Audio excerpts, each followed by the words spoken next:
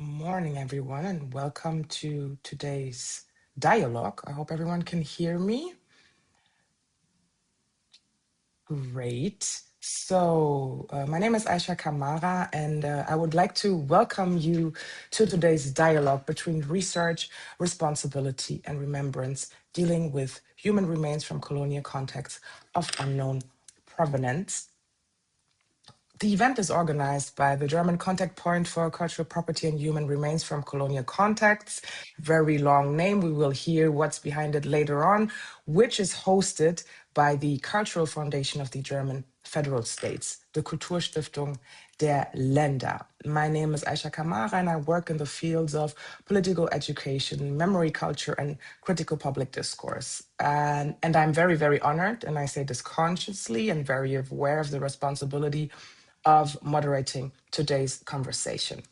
We are meeting, it's February, so I have to mention it, during Black History Month, a month that is not only about celebration, but also about confronting history, about asking who remembers what, who has the authority to narrate, and whose bodies, whose ancestors, whose histories have been displaced, objectified, or silenced.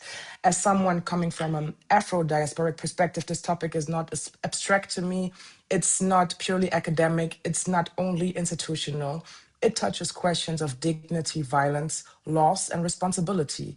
And over the past days of preparation, I have learned a great deal. And I want to say openly that this is a difficult, complex subject. It's heavy, but it's also deeply necessary, especially in the current political climate where debates around restitution, memory, and historical responsibility are often polarized. And I think the fact that more than 200 people from different fields have registered today, from museums and collections, from academia, from communities of origin, from civil society, from political institutions, nationally and internationally, it's a strong signal. And it shows that this conversation matters, because we are speaking about human remains, about bodies that we're taking, about ancestors who were transformed into objects, about collections built within systems of racial hierarchy and colonial violence. We are speaking about the fact that in nearly half of the recorded cases in German collections, provenance remains unresolved, and unresolved does not mean neutral. It means that history was disrupted, that documentation was incomplete or erased, that responsibility today begins precisely where certainty ends. And it is now my pleasure to invite Dr. Christine Regus, Secretary General of the Cultural Foundation of the German Federal States, to offer the opening remarks. Dr. Regus, the floor is yours. Thank you. Thank you, Mrs. Kamara, for the kind introduction. Ladies and gentlemen, I am extremely pleased about today's event and also about the great interest. We have participants from all continents except Antarctica, from academia, civil society, cultural and research institutions, museums and politics. It is the shared conviction of all those responsible for cultural policy in Germany that discussions on the appropriate handling of human remains from colonial contexts in German museums and collections must, from the very beginning, be conducted in consultation with representatives of the affected communities and countries of origin. Today we all are, especially interested in the international and interdisciplinary exchange on this important issue. A particular challenge for German cultural policy lies, as many of you know, in its federal structure. This means that the federal states are primarily responsible for cultural policy in Germany. This decentralized responsibility was established after 1945 by the Allied powers, who sought to prevent culture and education from once again being centrally controlled by the state and misused for propaganda purposes. Therefore, they relied on federalism, thereby strengthening the plurality of cultural governance in Germany. For this reason, responsibility for cultural policy in Germany remains decentralized to this day, shared between the federal government, the 16 federal states, and the municipalities. Accordingly, cultural property and human remains from colonial contexts that are held in museums and collections. This decentralized responsibility for culture led to the establishment of the Cultural Foundation of the German Federal States, die Kulturstiftung der Länder, in 1988. At the time, it was recognized that certain cultural projects could only be realized across federal state boundaries, often in cooperation with the federal government. In 2019, Germany's cultural policymakers, federal government, federal states, and municipalities jointly decided to establish what is today known as the German contact point for cultural property and human remains from colonial contexts at the Cultural Foundation of the German Federal States. This contact point is primarily addressed to individuals and institutions from the countries and communities of origin and is intended to provide access to information about collections from colonial contexts in Germany. Even back in 2019, the responsible actors agreed that human remains must be given priority in addressing collections from colonial contexts. In 2023, the Contact Point published the results of a first survey on human remains held in German museums and university collections. 33 institutions that hold relevant human remains participated in the survey, which found that around 17,000 human remains from colonial contexts are held in German museums and collections, of which nearly the half, 46%, cannot be assigned geographically.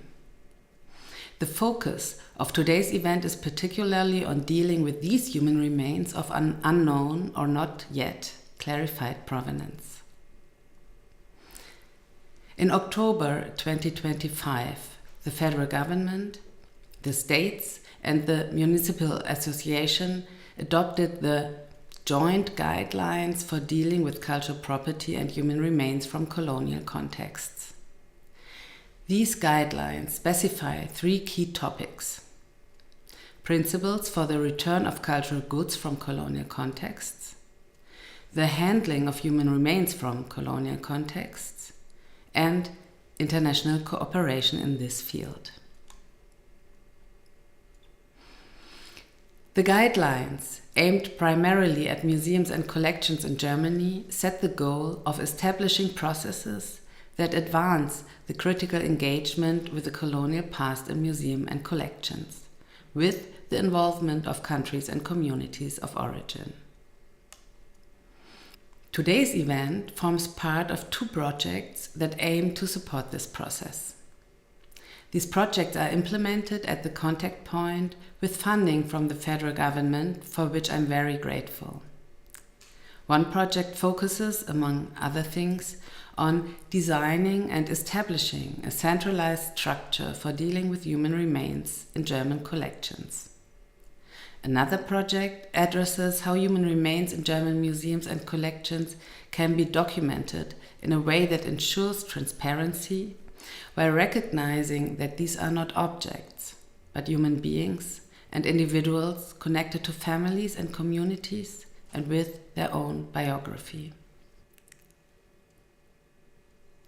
Confronting the presence of human remains in collections is already prompting institutions to question their history. This also entails acknowledging the responsibility that museums and university collections bear toward these individuals. A responsibility grounded in care, transparency, and accountability. Over the next 3 hours, we will focus on the ethically responsible handling of human remains that cannot be returned to their countries and communities of origin. And I am very much looking forward to the conversation. I would like to conclude by thanking today's speakers. Professor Wazi Apoh, Sarah Fründt, Dr. Birgit Scheps-Bretschneider, and Dr. Rudo Sithole, as well as the Federal Foreign Office and the Federal Government Commissioner for Culture and the Media, who are financially supporting this event. Last but not least, I want to thank you, Mrs. Camara, for guiding us so carefully through this morning. Thank you very much. Thank you so much, Dr. Regus, for kind of setting the tone for us this morning. We will now move to the 4 short impulse presentations that will frame our later panel discussion. Each speaker will offer a brief perspective, up to 10 minutes, and after each presentation or impulse, we will take a small number of questions from the chat before moving on to the next contribution. So the 4 impulses, I am very looking forward to it, approach the topic from different angles: institutional practice, prevalence research, international heritage, policy, and archaeological and restitution-focused scholarship. Together, they will provide the foundation for our later conversations. So let us begin. Hoping the first participant is ready to come to the floor. So it is my pleasure to introduce, hello, Dr. Rudo Sithole, our first speaker. Dr. Rudo Sithole is Executive Director and co-founder of AfriMuhere and Senior Lecturer at the University of Zimbabwe. With more than 3 decades of experience in restitution processes, heritage governance, and African institutional collaboration, she brings a crucial perspective from the African continent into this discussion. Her impulse today is titled Our Lost Ancestors. What do we do? Dr. Sithole, welcome here, and the floor is yours. Thank you very much, Aisha, for those introductory remarks. I'm very happy this morning to be a part of this very, very important discussion about our ancestors. Of course, a very sensitive issue, but we have to deal with that issue, especially the topic at hand about our seemingly, I'll put it in quotes, lost ancestors. Because I think basically if we cannot assign them to a region, it means basically to our people, they have been lost. So this is why I've titled my presentation, Our Lost Ancestors. What do we do? I'll start by giving some background to the issue, really, to situate us in the right context. So the finding by the German contact point that 46% of the recorded human remains within German museums and collections cannot be clearly attributed to a specific geographical region is really a bitter pill to swallow for the descendants, and even generally for the source communities, source countries, to imagine that, we will never find some of our heroes who were killed and taken. Our recent research as AfriMuhere with the other partners from the UK in Namibia and Zimbabwe showed that descendants are still crying to the point of shedding tears, even this day, when you talk about the ancestral remains which have not been brought back to the continent. And as we now know, colonialism resulted in a loss of many things, including land, cattle, identity, and dignity, and of course, most importantly, the loss of our leaders, our chiefs, those who paid the ultimate price. The people we are talking about today paid the ultimate price for resisting, the colonization of Africa. So recent repatriations to countries such as Namibia and Tanzania have kindled the hope amongst the people, amongst the descendants, that, it's not a completely lost cause. Our ancestors will soon be found and be brought back. But a recent interview with a descendant, the descendant said this, and I quote, "Our family will only experience true healing, peace, and closure when the remains of our ancestor are repatriated to us and we give him a dignified burial according to our tradition, our culture, our norms, at his place of birth, to connect his soul and remains for peaceful and eternal rest."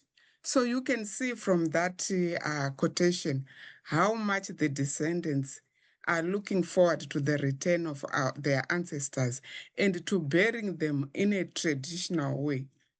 So as I've already said, this news about the 46% not being able to be attributed to any region is going to be very disheartening to our descendants. We can see from the example of King Badu Bones II of Ghana. If you still remember, some of you, his head was repatriated from the Netherlands in 2009.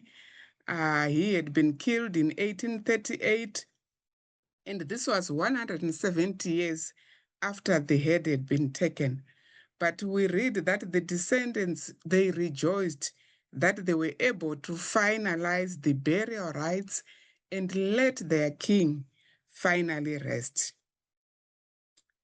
So we know the survey gave us 46% as those who cannot be attributed to any region. And if, of course, we find 46% of 17,000, we get a figure of 7,820. It's a staggering figure. And I know at this stage it's an estimate. It could be more, it could be less, but most likely we have much more than that figure. And of course, we are only talking of Germany here. We are not talking of the whole of Europe. And we also don't know the state of things in other countries, whether they also have such percentages of human remains which cannot be, identified from which region they originated.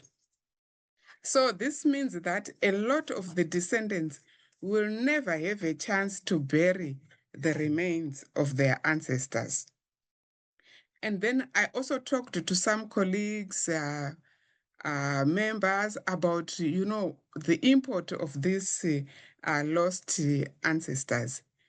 And some of them were really questioning and saying, but how possible is it that such a huge number of descendants cannot be attributed to a region? You know, these are museum colleagues, they work in archives. As already been said, I've worked in the museums for a long time. And I still remember vividly at the Natural History Museum of Zimbabwe, a long time ago, me going to one of the accession books, trying to find the earliest records of specimens which are in the museum. And I found some specimens which were collected in the 1700s, recorded in the accession books. And I took it upon myself to go and find those specimens within the collections. And for sure, the drawer numbers were written, everything, the information was there from the accession book, and I could go and identify. And we know that in terms of information management, maybe our European counterparts are even better than us. So my colleagues are wondering, how did this happen? And I think the director alluded to it in her opening remarks, that it could be erasure, it could be misplacement. And we also know that these things sometimes, the heritage and even the ancestors were moved from one place to another. They changed hands in the process of being sold. So yeah, things could have happened. It's a long time. But also some colleagues said to me, you know what, we used to actually see some of our ancestors displayed in some of the museums in Europe, but now we no longer see them. And they are of the view that the remains of the ancestors were moved somewhere. And then now we are told those ancestors are not within those collections. So they are wondering really what happened. So there are also issues of mistrust. So it is very important for Germany to continue building more ethical partnerships with source communities to build trust and to work together in the context of mutual respect. And also going forward, joint provenance research on the unknown 46% should be done using whatever other information is available. For example, do they still have any labels which may not have a country or area of origin? Do we have accession books we can access? Do we have archives we can go to try and reduce this 46%? And at least identify some of the missing ancestors. So there's a need for meaningful engagement between source communities and holding countries to find ethical ways of dealing with the human remains of unknown origin. So, I think the 46%, of course, it's a worrying figure. And we may not be able to retrieve some of these and put them on the categories of identified ones. But I'm glad that the 54% from the 46% is known. So I think we have a good starting point. Instead of us focusing a lot of our time, of our resources on this 46%, I think we should focus more on the 54%. If we go to our communities and we tell them this is the story, but the good news is that 46%, 54% are known. It means that we can start working on those which are known, organize repatriations, and make sure that those ones are repatriated while we are trying to sort what to do with the unidentified ones. So the options for the unidentified ones could include a common storage facility built together with source and holding communities. It may also mean memorials, mass graves, but the discussions have to be conducted in a way that brings in everybody concerned, especially the communities of origin, to ensure that, we don't leave anybody behind. And even if finally their ancestor is never identified, they will know that maybe our ancestor is part of those who were buried. Thank you so much.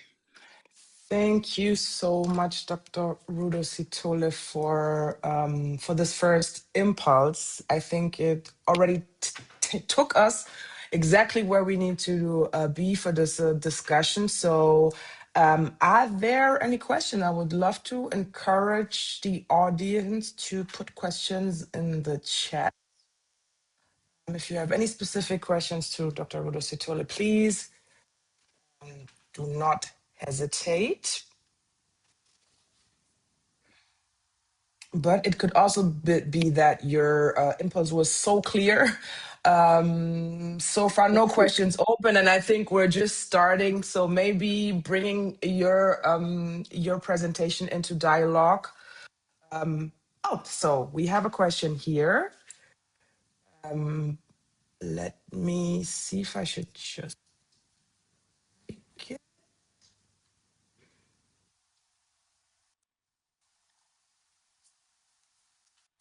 Okay. Should I? Yes, let's just take that question. What do we do with ancestral remains of which we will never know to whom they belonged? think you kind of opened up some ideas already, but maybe you can briefly answer, and then I'm pretty sure we will talk about that in the panel discussion as well. Mm-hmm. Thank you very much, Jos, for that question. Of course, as Aisha says, I already alluded to that. I said, really, I gave a number of options and said maybe we can, maybe I didn't mention the other one. I thought also that we could have a common storage facility which we can build and make sure that it is accessible to those who would not have found their ancestors to actually go to that facility. So it means it's an open facility to potential descendants, potential community members. Whether we construct, I think the appropriate thing would be to construct it in Germany, because we cannot put it in Africa, we cannot put it in Australia, because I think we have a mixed bag of unknown ancestors. But maybe if they are known in terms of their geographical continental origin, we could have one in Africa, one in Asia, and so on and so forth. But I also talked about constructing, doing a mass burial and constructing a memorial to memorialize those ancestors whom we cannot identify. Something similar to the Tomb of Unknown Soldier, which is put in a lot of countries to honor those who died but were never recovered, were never properly buried. Thank you. Thank you so much for your answer, and thank you as well for the question. And yeah, we will see and discuss with you more in the panel. So thank you so much, Rudo Sithole, for being our first impulse speaker today. As we will now move on to our next speaker, which is Sarah Fründt. Very pleased to welcome you here. Sarah Fründt is trained in both social and biological anthropology and has many years of experience working in provenance research regarding human remains. She has been a part of several repatriations and has published widely on the topic. Currently, she works as a research advisor in the Department Culture Goods and Collections from Colonial Contexts of the German Lost Art Foundation, advising particularly projects having this specific focus. And in 2020, she co-founded the Expert Network on the Handling of Human Remains and has been one of its spokespersons ever since. So I believe there would be no one else to give us fruitful insights on the matter. Sarah Fründt, welcome here. The floor is yours. Yeah, thank you so much for that kind introduction and for inviting me today. And thanks so much to the colleagues from the Contact Point for organizing this event, because I think it's actually such an interesting, painful, but important topic that it really deserves some more attention. And I think a lot of the things that I'm going to say have already been mentioned, but I don't think that's a problem, because I think that means that we have similar ideas with regards to how we can address some of the issues. I think it goes without saying that we all agree that whoever can go back home should go back home, and that they should go back to their direct descendants and families wherever this might be possible.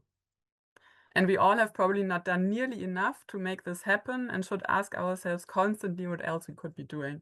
So this would be addressing the 54% basically. However, today we want to discuss something else. No matter how much effort and resources we continue to put in the aforementioned task, we will still have to live with the fact that some of the individuals in our collections will have to stay in Germany, either permanently or at least for a longer period of time. And whoever has visited collections in the past will agree when I say they cannot be kept the way they are currently housed, at least in the majority of cases. Some museums really make a huge effort in creating better conditions, but none of them can escape the fact that they still are museums or universities, and that their keeping places are depots, not meant for dealing with the dead. If we all agree that treating the dead with dignity is a universal cultural principle, even though what this means might differ greatly, we need to ask what we can do to work towards ensuring that dignity. I want to propose the idea of a central keeping place today, as it has been often mentioned in debate and already has been mentioned before me as well. And here I think I would also like to add that the following thoughts are my personal ones. They have been shaped by talking to a wide variety of colleagues, especially in the expert network for the care of human remains and with international experts. But what follows is neither a statement by said network nor an official position by the German Lost Art Foundation, although I do hope that many of my colleagues can agree with what I say. My idea of a central keeping place is based on the idea that this can be a new place without institutional history. It can be designed as a keeping ground for the dead from the beginning, not as a museum, and it can fulfill ethical standards much better and much more according to the wishes from communities worldwide than any long existing institution with a history of racism and racial science ever can. If we take into consideration that this place might also house remains from places where no return is currently or permanently possible, one also sees another advantage of such a keeping place. At least individuals from the same regional or cultural background could come together and be cared for together, instead of being spread over more than 50 different institutions. This would also make community visits much more beneficial and less logistically stressful.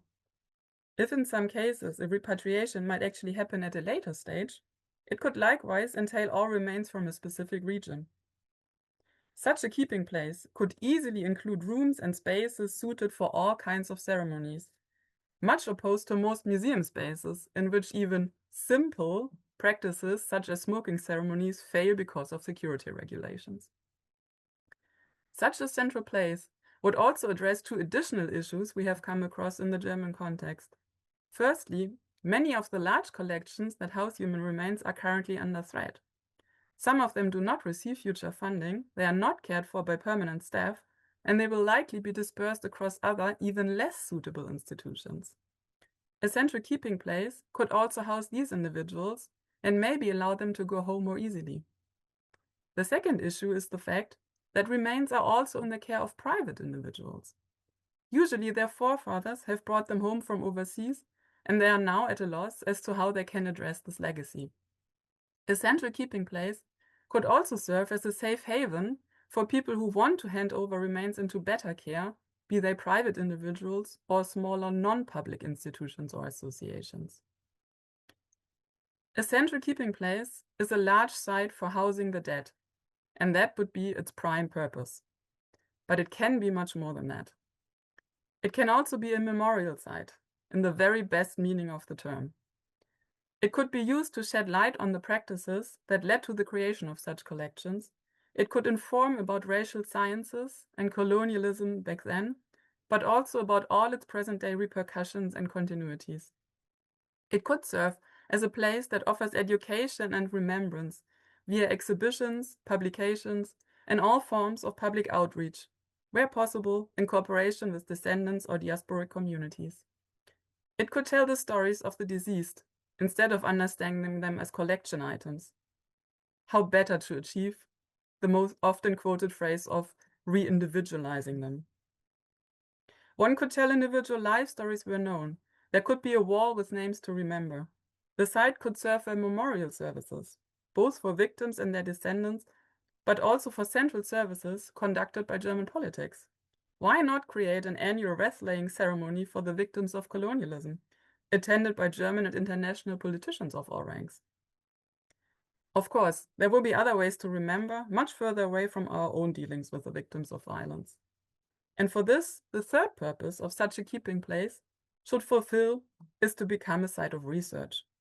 A site where all existing documentation from individual institutions can be digitally combined and linked to each other and made accessible and researchable. A place that offers scholarships for researchers from countries of origin and also has sufficient funds for consultation travels in order to prepare for repatriation or for the purpose of making the keeping place a better site. Because we will need lots of consultations and constant reworking and bettering of the site to actually make it a proper home for the dead from so many different places. I'm fully aware that this will be the main task. And in closing, I would thus like to come back to my initial statement. These are my thoughts and my thoughts only, and I'm happy to discuss all of them with you today. Thank you so much.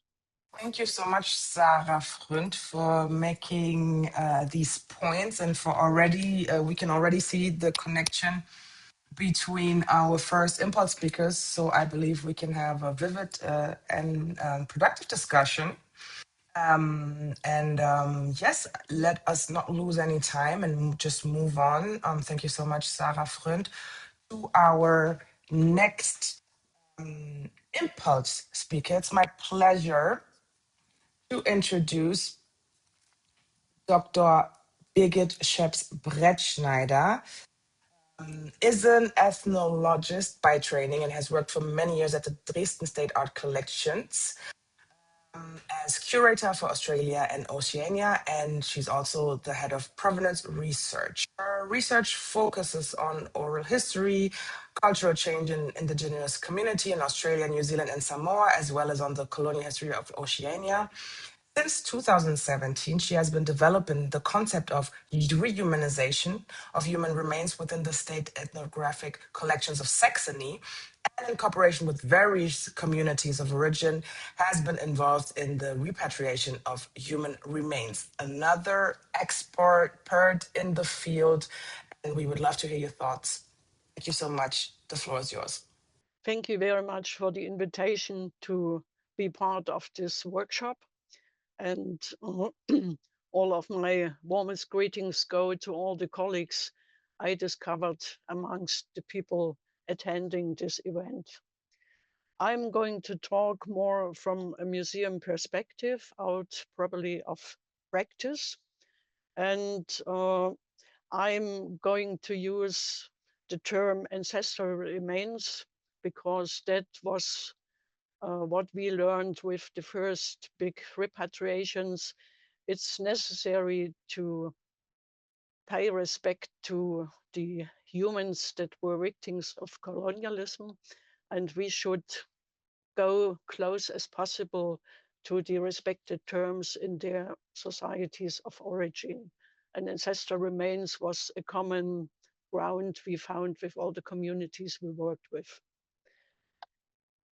Well, just a statement, museums, of course, should be committed of treating ancestral remains with respect and dignity, and accept the historic acquisition of human remains is not keeping with our current practice, values, and ethics. We were talking about the 46% of unprovenanced human remains, and I go with my colleague Rudo Sithole that is a number I'm sure we can drop it down. The unknown provenance in these collections is caused that there is little information about them transferred into the documentation. It's in many cases only possible that we can trace how they were acquired. And the main problem is that in the 19th century and early 20th century, record keeping was less rigorous than today. And when the focus was rather on collecting large amounts and not clear documentation. For this unprovenanced remains, dedicated archival research is required to find historical context that can help to locate a larger geographical area, or finding out connection and names of trading companies that were acting as transmitters for this human or ancestral remains from their countries of origin to the museums in Europe and America. And it's also important to include in this search local history in the countries, as well as finding out connections of ancestral remains to objects in collections that might match in time and situation. It is a common knowledge that when collections came into the houses, there were often a separation done, a separation between ethnographical objects and so-called anthropological collections. And that would mean, for instance, grave goods were taken away and they were set in a different context, and the connection got lost in a way. That's just an example. And I am sure it's possible, if we can reconstruct these connections, we can provenance some of those ancestral remains that are now unprovenanced. And of course, it's really necessary to include the communities, the source communities, to involve oral history and traditional knowledge in identifying processes. It also needs ethnographical and forensic anthropological expertise, and there should be an international network for exchange of results. And it's a priority that the museums and institutions take all the necessary steps towards ensuring the appropriate care, respectful research in collaboration with descendant communities, with the aim of an ethical repatriation of human remains when possible, or to have a discussion about an ethical caring process in the holding institutions. But it's not only the unprovenanced ancestral remains that cause problems. We have also in practice cases where we can identify the origin of human remains, but the state or the community will or cannot repatriate these ancestors for political, practical, or for cultural reasons. So these both cases should be properly fought together to develop a strategy, a solution. We probably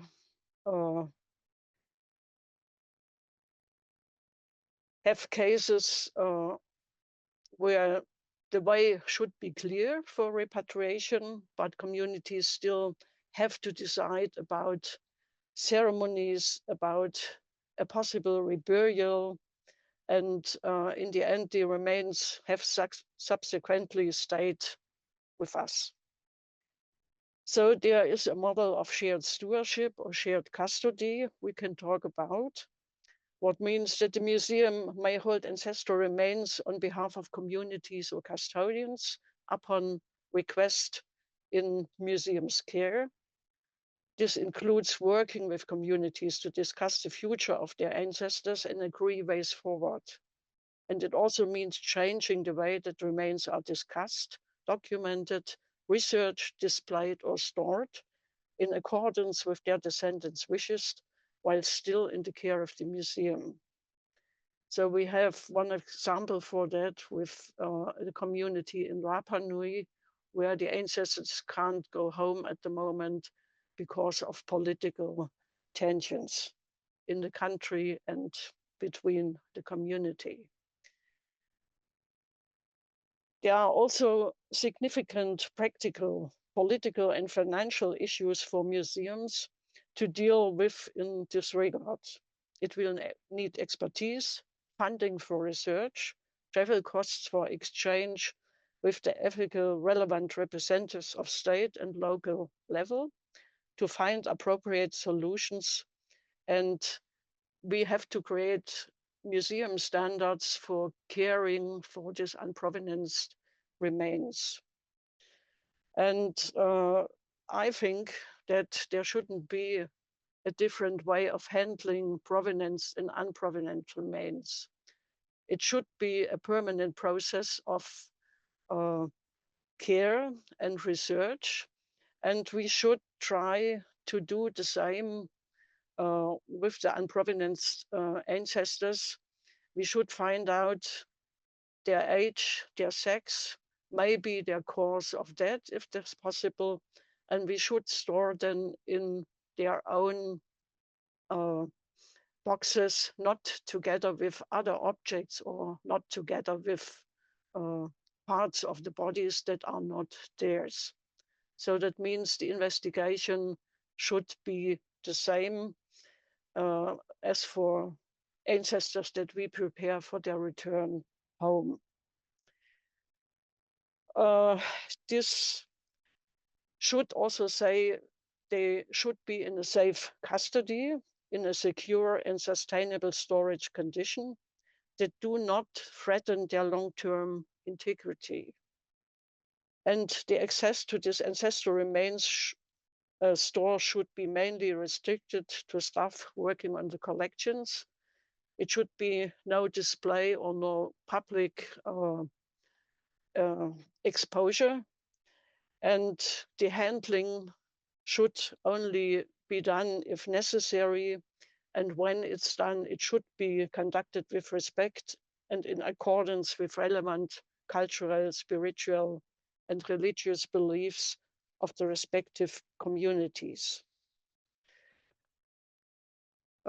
Ancestral human remains and associated documentation shall be housed in the second area, separate from the general ethnographic collections. And cultural advice in the use of databases should be given, and all human remains records are protected by a sensitive warning, which viewers must accept before being able to access any information, and no images of the ancestral remains should be available online. So that's the way we try to deal in a respectful manner with the ancestral remains of provenance and unprovenance origin. And of course, we were thinking about a model, and we looked internationally how other institutions deal with that. And there is an example, the so-called Human Remains Vault at the US National Museum of American Indian, what is a kind of memorial for provenance and unprovenanced ancestors, or the Wahitapu, the sacred ground in the Te Papa Tongarewa Museum in New Zealand, where they also provide models for management of indigenous ancestral remains within the existing institutions. In Germany, in my museum in Leipzig, we tried to have a separate storage part, at least for these remains that are prepared to go home, or for the ancestral remains that we try to provenance and we examine for age, sex, and traumata. And we have a room of remembrance where we can show our visitors, or we can educate our visitors about processes and histories of racism, processes of repatriation, and processes of working together with communities to make it possible to find out more about the collections and the exchange to include traditional knowledge into our research. And of course, we have this safe depot where we offered for the Rapa Nui ancestors a special place, and that was done by Rapa Nui people themselves, and they could do ceremonies and they could do spiritual water to protect the ancestors that lay in this part of the safe depot.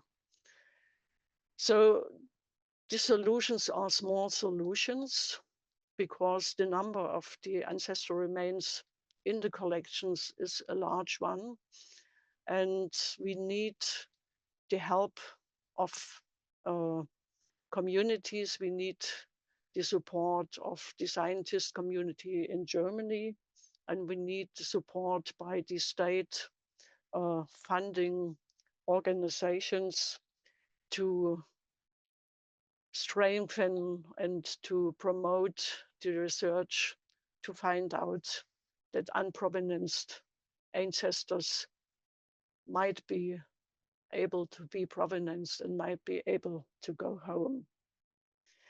And a museum or institutional collection as a keeping place is something that's necessary, but keeping places should be developed into resting places if these remains can't go home. Resting places do not imply ownership of the remains. The term emphasizes, from my side, that the cultural institution only acts as a place of rest on the long journey home. And the resting place should be as well a memorial place where the Germans can honor the victim of colonialism, and a place where we can communicate together with the descendants of those remains that might go home afterwards. Thank you.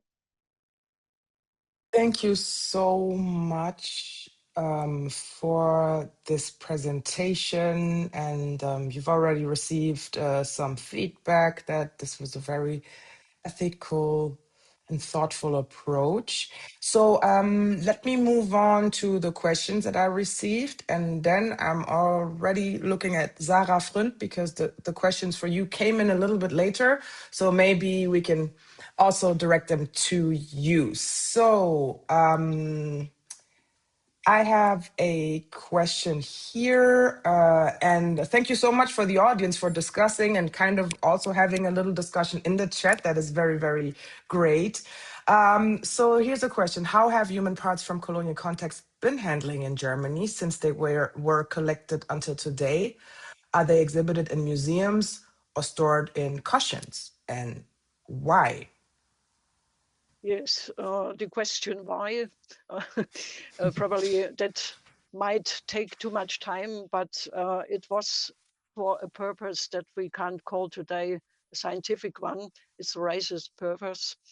And many museums collected human remains just to do racial studies and to explain differences or so-called differences in abilities. And well, it's just to underline the right to colonize other people.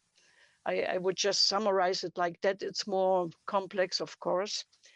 And the question I always had in my mind was really, do belong ancestral remains really into ethnographic museums? I'm sure it's not the right place that they are there. They were exhibited until I think in the late 1990s, and in some museums we still see ancestral remains or modified objects with parts of ancestors in displays. So it's a big discussion still going on about ethical standards, what to put on display or what put online in online collections. And in many museums, and it was a bit like that with us as well, human and ancestral remains were stored together with other things, other objects, different regions. And in the beginning, when I started to work in the field, when we had visitors from communities, we learned very quickly that they felt disturbed, that they felt disrespected because their ancestral remains were mixed with plates and forks and baskets and things like that. and so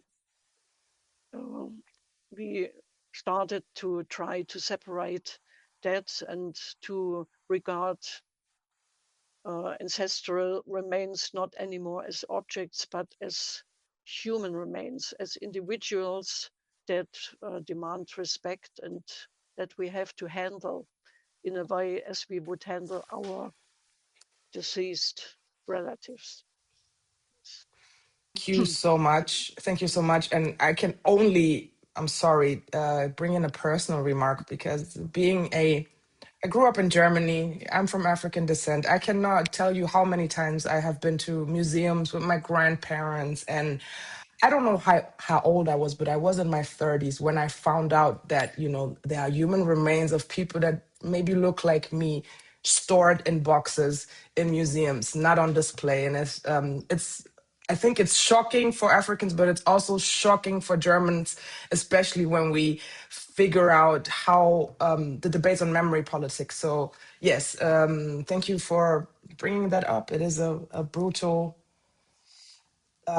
thing. So I think with that question, thank you so much, Birgit. We will see you on the panel later on. And the team is clustering your questions. And we believe that some questions, we will rather take them into the panel discussion where we can really discuss things. This Q&A sessions is only meant to clear up questions. So we will definitely cluster your questions and bring them in just in case you missed them right now. But there was a short, brief question directed to Sarah Fründt. And the question is, how do we solve the problematic situation of getting the source communities involved in the provenance research of doubtful origins? Thank you for that question. First of all, I would like to clarify actually one thing, because I did see it in the chat. When I said this central keeping place and memorial site could also be a research site, I didn't mean all types of research. I meant research that is, again, dedicated to provenance. I had this idea, that we have the documentation in the museums, and not all the museum documentation is accessible at the moment. But there might well be clues in the documentation of one museum that helps with the provenance of remains from another museum. And my idea was, that you have a research site where you can bring this information together and also figure out ways of how to deal with remains on the site. So my idea was, have consultations, and that was my research idea. It wasn't, to continue anthropological research or that type of thing. I think that's important to mention that here before, that goes into the wrong direction. With regards of how to involve people in provenance research in general, I can say that as the German Lost Art Foundation that funds provenance research, it's basically very important in our project. So when a German institution addresses us with wanting to conduct provenance research, we always encourage them to include communities in that type of research as well as possible. We often run into the same problem that guides our discussions today. How do you engage with the community when you don't know where the remains are coming from? So very often in the projects, we have to start from a point where we say, well, okay, try to do some background research first. And as soon as you are able to identify someone you might be talking to, then please continue and contact the relevant communities. But it's often a kind of back and forth movement. Yeah. Should I answer any of the other questions, or is that for the discussion later? I think we will leave them for the discussion. So I think everyone has probably some interesting thoughts on questions that can, we can get answers from several people. But thank you so far, Sarah Fründt, and we will move on to our last impulse for today. And finally, we will hear from Professor Wazi Apoh, who is a full professor of archaeology and the dean of the School of Arts at the University of Ghana. His works includes research on colonial heritage, restitution initiatives, and advisory roles in international repatriation processes. He will today talk to us, and his impulse is titled Dealing with Human Ancestors and of Unknown Provenance, Ethical Reflections. Please welcome here Professor Wazi Apoh from Ghana. Thank you so much for having me. And Well, being the last speaker for this section sometimes puts you at a disadvantage because most of the punchy points have already been mentioned.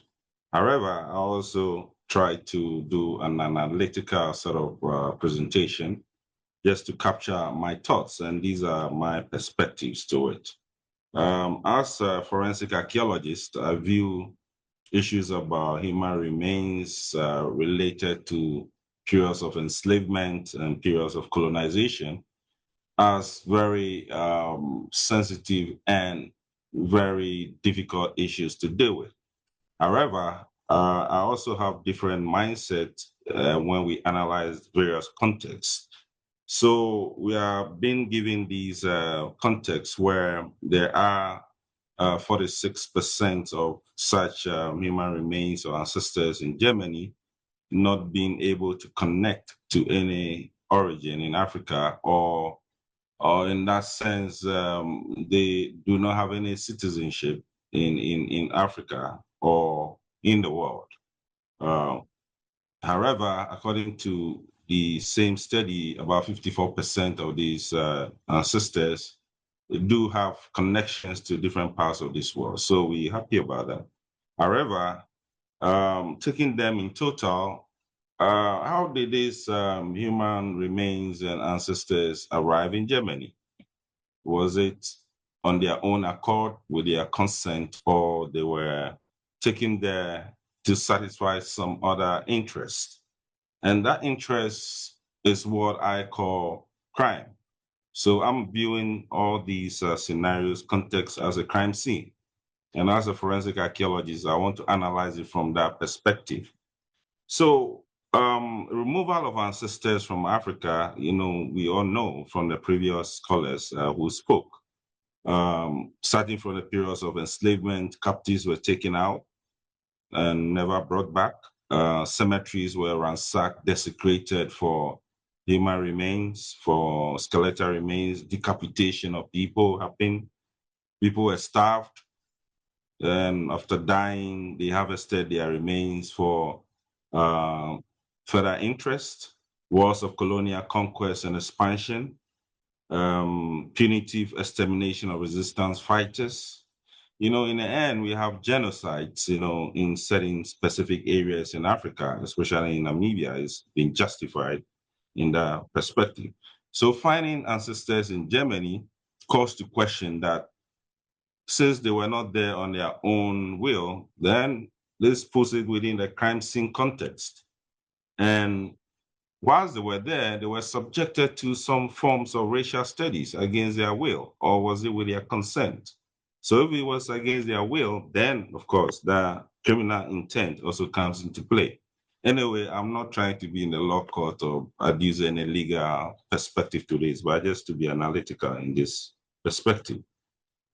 These ancestors were subjected to eugenicist study and anthropometric study just to justify their racial mindset of superiority and inferiority, and also to justify colonization of vulnerable communities around the globe, especially in Africa. Some were also sent to Germany for voyeuristic purposes, just to exploit and dehumanize our skeletal framework and also ancestors in this respect. So ending up with such numbers of human remains and ancestors in holding cells or in dungeons or in labs or in cupboards calls to question the ethical dimensions of why they were subjected to that forms of inhuman treatments. And of course, most of them that were studied scientifically, where are the archives? Where are the scientific findings from them for us to know what came out of their study? Of course, underneath all these traumatic experiences and exploitation is this colonial ideology, or what we call coloniality. This racial hierarchy which undergirded the whole process. And the dehumanization aspect could be seen from the onset, from the removal period through the process of being studied, even to now, where they are being held, where ancestors are being held, you can see forms of dehumanization there, especially when the names or identities of these ancestors have not even been determined. And for us to be talking about the 46% now, calls to question, why did it happen this way, that they don't have any identity for us to even connect them, to give them closure, or to connect them with their descendants for them to also have closure. The custodial institutions having these ancestors today, we are told, have conducted provenance research, short of forensic investigations. And some may be clamoring for DNA studies and others, but those are also intrusive. But in specific scenarios where crime scene, evidences are concerned, DNA use becomes necessary to determine affiliations and where such human people came from. Now, the reason why the 46% are not able to be returned or repatriated means that they are missing persons. As one of the scholars alluded to, they are lost. So we can call them John Doe or Jane Doe or Kofi Doe or Amado, if you want to look at it from that perspective. But since they are citizenless, that makes it even much more difficult to try to rehumanize them. So irrespective of the fact that they don't have any citizenship, doesn't stop us from rehumanizing them in ways that are befitting of human ancestors. I encourage international dialogue and exchange in this dispensation as part of the ethical approaches. Some people are clamoring for holding places, shared custody.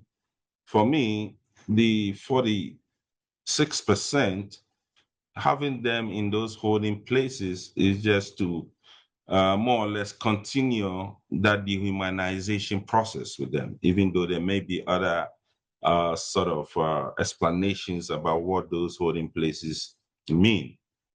Are they being held for future research, for DNA to determine their affinities, their locations? Even if you extract DNA, where are you going to place them around the globe? It becomes very difficult. So in terms of solution, I do support the view that yes, there's a need to provide this tomb of unknown soldier. In my case, I call it a tomb of unknown repatriated ancestors. We can begin from the global level. There are a number of skeletal or ancestors in Germany that are not necessarily from Africa. They are probably from different places, but yet again, it's difficult to tell. But if it's difficult to tell, then my proposal is that as global citizens, the institution that is well placed for handling global citizens is the UN. And I believe every country has a UN resident there. Such UN residences must create those spaces or those memorial spaces to receive these unknown repatriated ancestors from either Germany or Britain or even in the Eurozone or in America, wherever they are, so that those global citizens can be received by this independent body called UN and properly memorialized. The form of memorialization could pick from other ideas that are being shared today. But for it to still be under the care of Germans or Germany, I feel is not ethical. The 56%, they may have some origins attached to them. Some may just have Africa associated with it. There are 54 countries in Africa. Where are you sending them in Africa? It becomes difficult, another headache.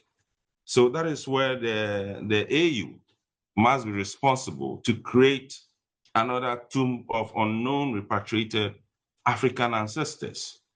Then they can memorialize them in any way they want. If any country in Africa wants to visit ancestors, they go to AU headquarters, Addis Ababa, and have that kind of memorial engagement in connection with these African citizens. Similarly, if there's a label that is West Africa, I believe ECOWAS must be able to help, or the recently created Sahel can also come in so that they become the holding institution that will create the tomb of unknown West African repatriated ancestors, so that they can provide better memorial sort of practices around their care. Similarly, if one or some out of the 56% are labeled Gold Coast or Ghana, of course, it's coming to the nation called Ghana, but not to a specific tribe or ethnic group or community.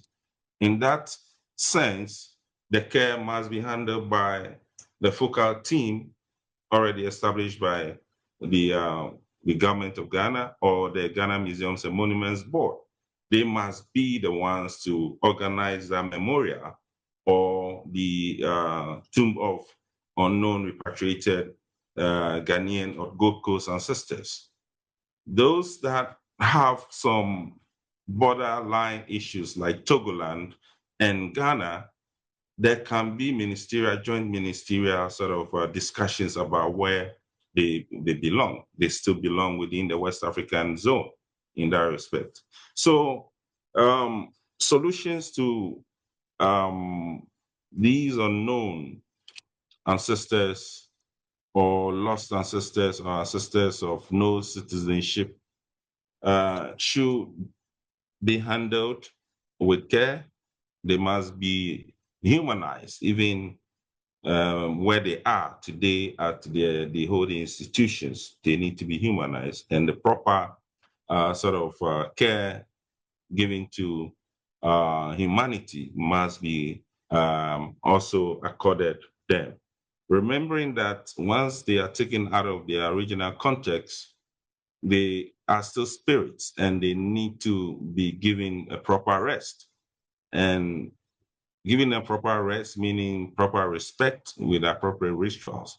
And the various, I would say, proposals that I've adduced from my perspective can be looked at as a more ethical and more humane way of dealing with these global ancestors, African ancestors, West African ancestors, and national ancestors.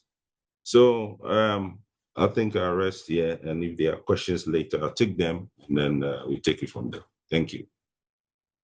Thank you so much, Professor Wazi Apoh, for bringing in, I think, a contrast maybe also to this discussion.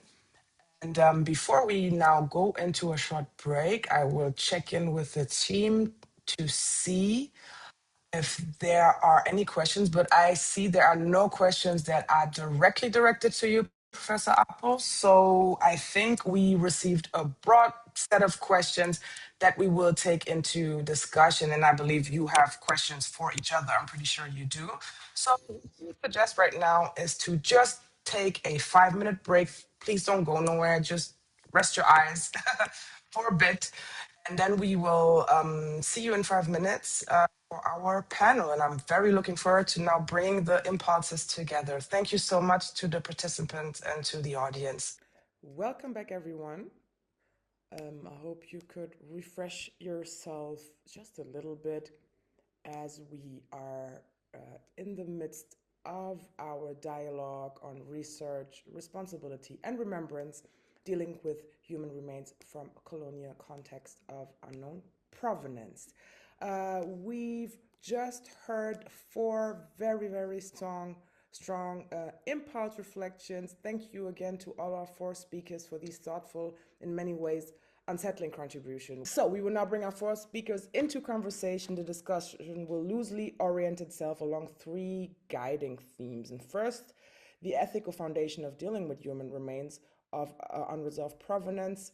Second, the institutional responsibility and legitimacy under conditions of uncertainty that we discussed already. And third, possible structural responses such as keeping places or centralized frameworks. I believe we already kind of went into that. Now it's time to discuss it together.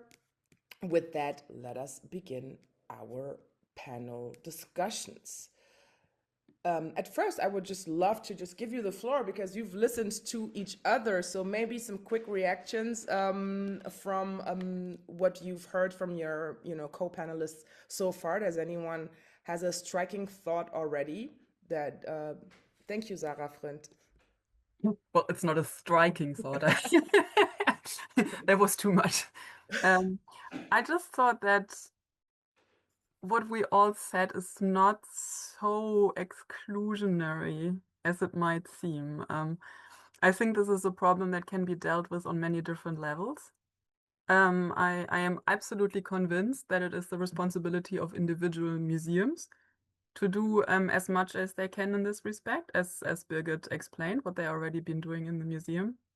I do think that it is Germany's responsibility to do something in that regard, which would be my idea. But I also agree that it is something that can be handed over to higher associations, let's put it like that, political organizations. I completely agree that it is a European Union level problem, that it is a UN level problem, and that it might be, an African Union problem or the respective other associations that exist in other parts of the world.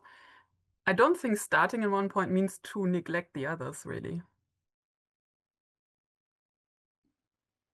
Thank you. Any thoughts on this? Do you agree, especially Rudo Sithole, Professor Apoh? Yes. Thank you. Well, I might to react to myself, but yes, I do share in that perspective that there are many approaches to dealing with these issues, and as she rightfully said, um, every proposal can be on the table for discussion, and then at the end of the day, we're looking at what will be acceptable by all, and note that not every context will agree on all the proposals that are posed at any point in time. But once you have a majority consenting for a process to continue, yes, that is the way to go. And you can even, do a poll amongst those present now, and you get a feel on how they also feel about some of these proposals that we are putting across. And then that carries across. Well, that would be my take on it. Thank you so much. If I do not have any further reaction to this, what Professor Wazi Apoh said, Rudo Sithole, please. Thank you. Yeah, of course, among my proposals, I also had the issue of having a common place in Germany, but in view of the comments that came from the audience and what was proposed by Wazi, I think I'm revising it. And also in view of the descendants I have talked to, for them really, as long as the ancestors are not in Africa, in their original countries, to them, they have not come back. To them, the issue has not been resolved, and they will continue to cry. They will continue to hurt. So I don't know. Awazi also talked about maybe the 46% can be divided into Africa, into Eurasia, whatever. If that is possible, I think I agree with him that there, in that case, then we should have these memorial places or the tomb of the unknown soldiers in each and every continent, and where, for example, he said we have people from ancestors from West Africa or from Southern Africa, we should try to distribute them accordingly. Thank you. Mm-hmm. Thank you so much. Yes, I was wondering. Yes, please.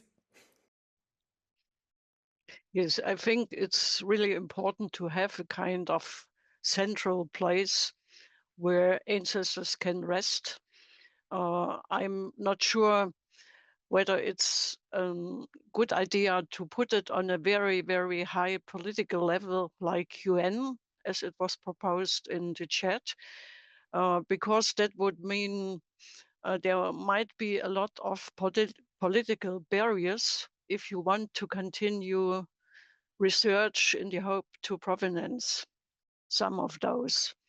So the information and the historical context of collection lays in the field really of the institutions or museums that hold these ancestral remains.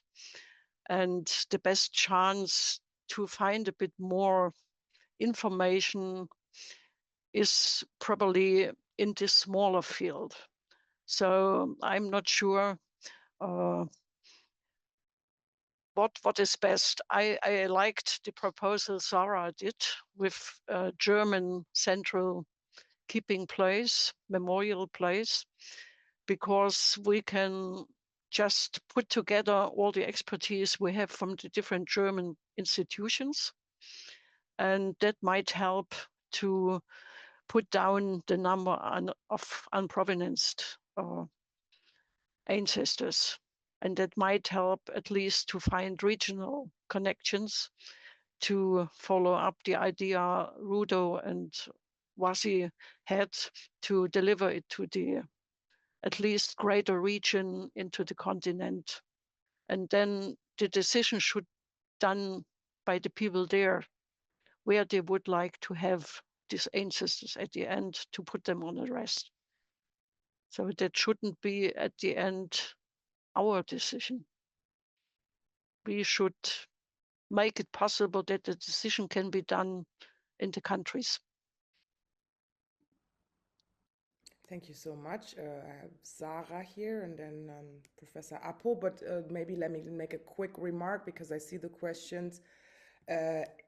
So we are very much focusing on the question of unidentified human remains and not so much of general questions of repatriation. I know they always come up in my mind as well when we discuss this, but we will really try to narrow this discussion just so everyone is informed. Thank you, Sarah. Yeah, I think, just like to come back to the point that my idea of a central resting place, well, first of all, it was meant as a temporary place. So like as an intermediate solution, if we can find more permanent solutions, that's obviously best. But it also refers to the fact that we actually do encounter in a lot of these cases also a resistance to take back ancestors. So not all communities worldwide actually do want the ancestors back for many different reasons. Sometimes it's religious reasons, sometimes cultural, sometimes it's economic reasons, sometimes it's reasons about the interrelationship between the communities and their respective governments. Which might make them decide that currently a return is not possible. And I do think we have to have these groups in mind as well. And I mean, we are dealing with, sadly, we are dealing with the entire world. And opinions can vary widely between places in Africa, in Oceania, in the Americas, between, different regions in these continents. And so at least my experience over the last years has been that there is very different opinions on this entire thing, and it's not always about return to the home side. And I would just like to keep this in mind. I agree with all the other points being made, but I think it's an additional thing we have to keep in mind as well.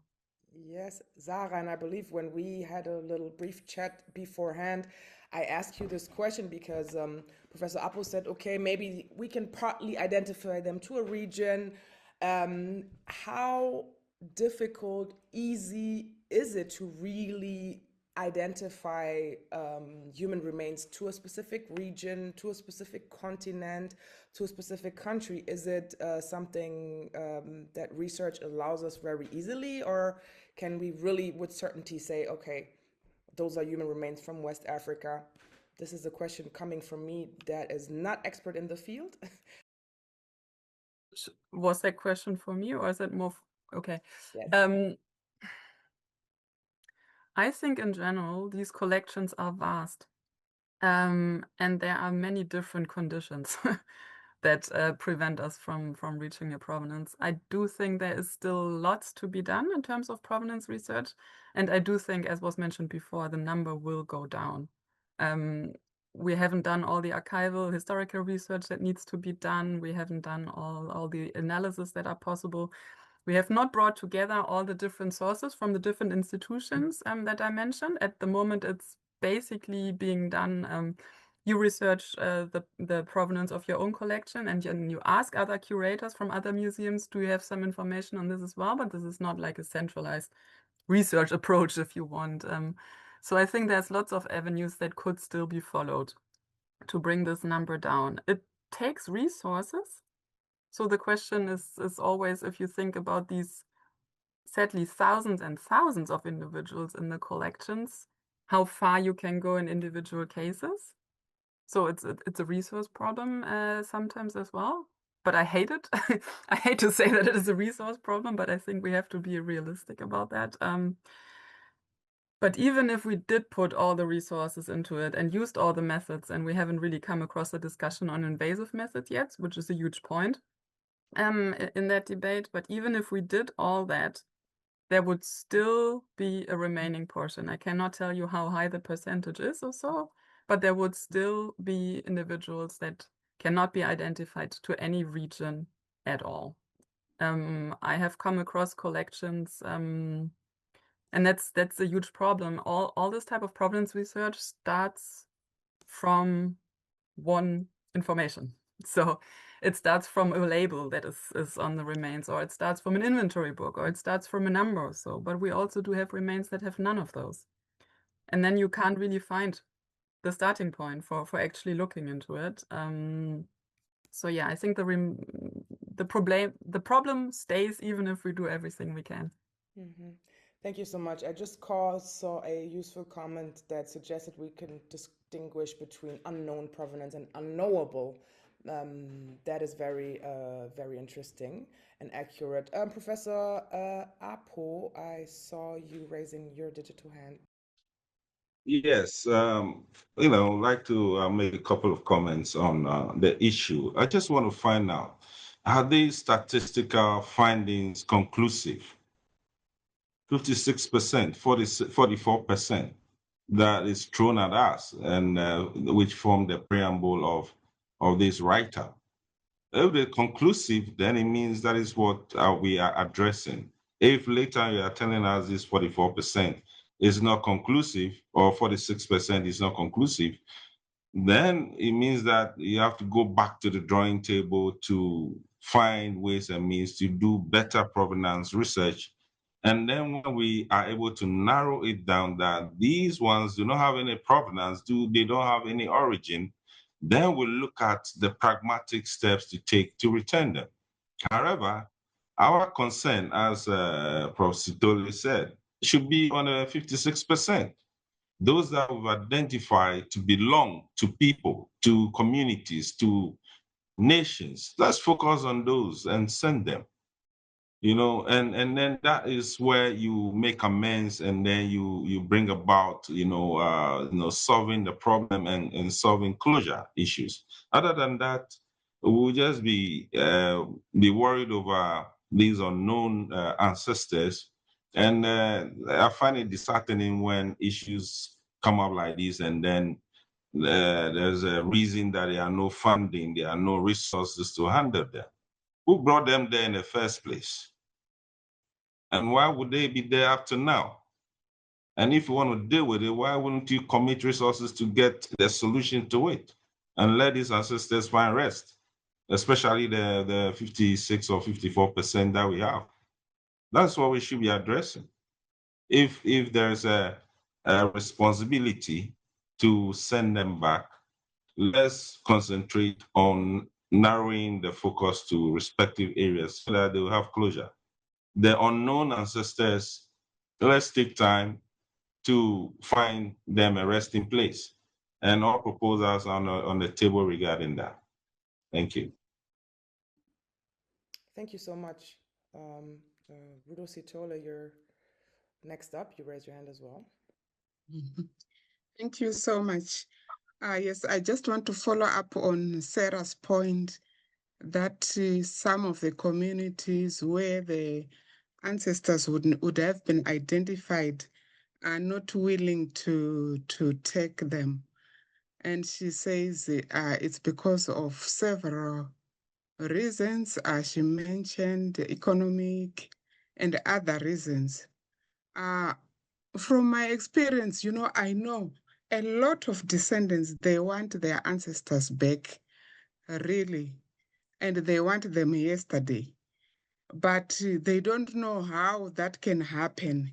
So if provenance research is going on and information is availed, I think a lot of communities would want their ancestors back. And then also, the way the ancestors are wanted is in a hierarchical form. As I have seen from the interviews we carried out, countries basically want those iconic leaders who were in the forefront of resisting colonialism to be brought first. And these include people like Mangi Meli. I think we are all aware of that very case in Germany. For over 60 years now, the Tanzanians have been looking for Mangi Meli. His grandson is now 94. He started, I think, when he was 30. They have not found him. So I think the countries are focusing on the iconic leaders, and they would want information on that, and they would want to repatriate them first. So the other reason they are not repatriated is that sometimes you are told we have Zimbabwean human remains in this museum and that museum. Then you ask exactly who are they? There is no information on their individual identities. So again, nobody wants to bring back to their country ancestors who have not been identified. You tell the descendants, who are you bringing and who are you not bringing? And then when they come, what are you going to do with them? Are you going to be able to bury them? They cannot be buried within their communities because they are not known.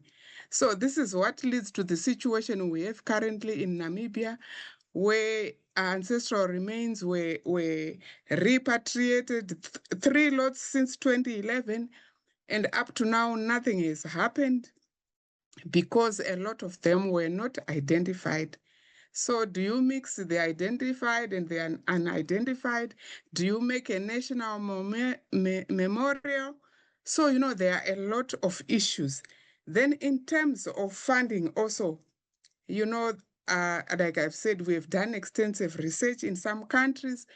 People are saying, why is it that the West asks us to fund the repatriation of our ancestors? The funding of the repatriation should be the prerogative of the West because they have kept these human remains for so many years. They have caused so much suffering, even which is beyond the taking of the ancestors. So for the descendants, it would be a small thing for the West to fund the repatriations. I know Germany and France have come up with the provenance research funds, but they are basically for work which can be done in Germany, which can be done in France. But why don't we establish a bigger fund which can also take care where provenance has been conclusive and we know exactly these people are from this community, and then we facilitate the repatriation of those ancestors. And then further to that, even people are saying, the funding of the repatriation should be considered as part of reparations for what has happened, similar to what happened with the Jewish Nazi art. The Jews, there was a meeting, the Washington Principles, where it was agreed that every country that has Jewish heritage should come forward. It's their responsibility to come forward and indicate what sort of Jewish heritage they have, let them know and let them return it And we know that in the last 25 years, about 500,000 of the estimated 600,000 Jewish heritage has been returned.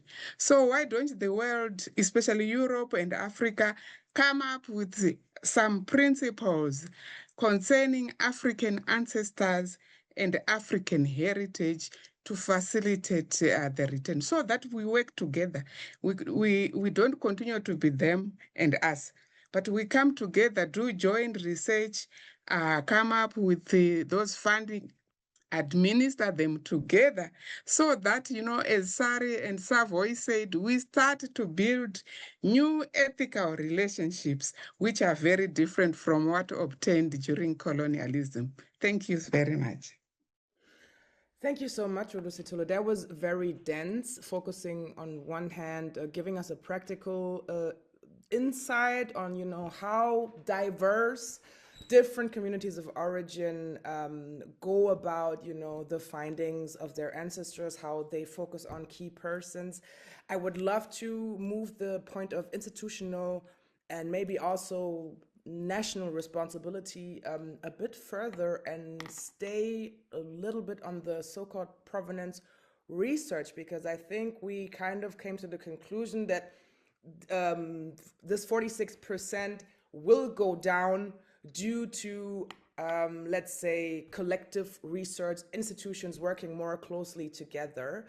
So maybe we can talk about these research methods, because I believe also someone in the audience asked that which methods can be used to identify human remains, even if we do not know who to ask for permission.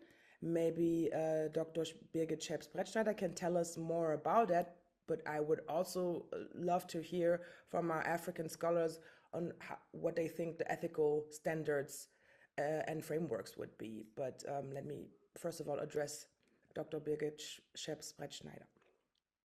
Yes, I can only speak in that regard for museums. What we decided to do from an ethical point of view is not to work with invasive methods, not to hurt the ancestral remains.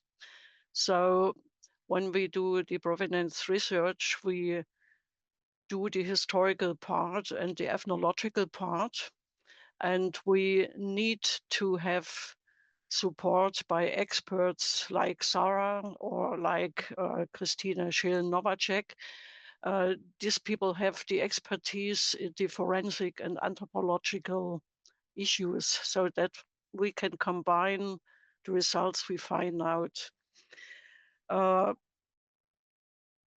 We are not able to do a DNA testing. We don't have the knowledge. So ethnologists work on a completely different field. And that is clearly that we need the help of the experts, and that needs in projects to do provenance research, it needs a network of cooperation between different scientific fields to find a good solution. And at the other hand, in our work with communities, we were really asked not to harm ancestral remains. And so the question of DNA testing is a widely discussed issue. And I think if you are not an expert, you should leave that to a decision that is done in the country, whether the people want it, and then experts should do. But what we shall do is to provide all the documentation, all the facts we can find. And in our experience, another problem is that there are different strategies. So some countries like Australia and New Zealand have a very clear regulation how to do repatriations, what is necessary to start the process of negotiation. In other countries, communities direct come to the museums and ask, and we have to find legal ways to answer the request, because there is no clear regulation in Germany to de-access things from museums, to do repatriations. So we always are confronted with the level of politics. We have to work with our political institutions. And at the other hand, we have the wishes of communities that might not meet the wishes of their governments. And we sit sometimes in between and have the conflict. And what we tried so far as we could is always to talk with the community, to talk with the governmental or bureaucratical level. And we try to involve our political institutions and levels and combine the help we can get to solve a case. So maybe that should be organized in a different way. So that might be a further discussion. But it's a lot of obstacles that even if the case is clear, it might be difficult to help these ancestors to go home. And that makes me very unhappy in some cases. Yes. Thank you so much, and thank you for sharing more about this very complex process. Many hands involved, many communities, many countries. So, Professor Apoh and Rudo Sithole, I would love to hear your perspective on the museum practices today. I mean, Professor Apoh, you made it clear that you want to first of all distinguish between the human remains that can be identified and hopefully within researchers, but there will also be a number of unknowable ones. So when you hear these practices from a museum in Saxony, what are your thoughts? Yeah, my thoughts are still what it is, and I would like to point out clearly that the victims of slavery and colonization, who are now the ancestors in question, they got to Europe and America or Australia not by consent. They were subjected to all kinds of inhuman treatment. And so when dealing with them, I should be dealing with them, or I would love to deal with them as a crime scene. And if you find skeletal remains from a crime scene, what do? You try to identify the missing persons involved, and you use all means to do that. And it's allowed to use DNA and other isotope study to determine identity of victims at crime scene. So if you put this within that context of a colonial or slavery crime scene, then these ancestors can be subjected to these forms of scientific study just to narrow their origin, narrow it down to descendant community. As somebody said in the write-up, to even a country. That alone could enable repatriation or return to that particular country for that national government to take care of them. And remember, when it comes to the human ancestors, most were dehumanized by dismembering them. You find a skull in America, the ribs in Germany, and then the long bones somewhere in Austria. This practice was going on within the anthropological circles in the past. So in rehumanizing, how do you bring all these, different elements of an ancestor together to rehumanize it? You have to use DNA to connect them. Other than that, you treat them as individuals rather than as components or elements of one ancestor. So that is also a question for the custodial institutions to really work on.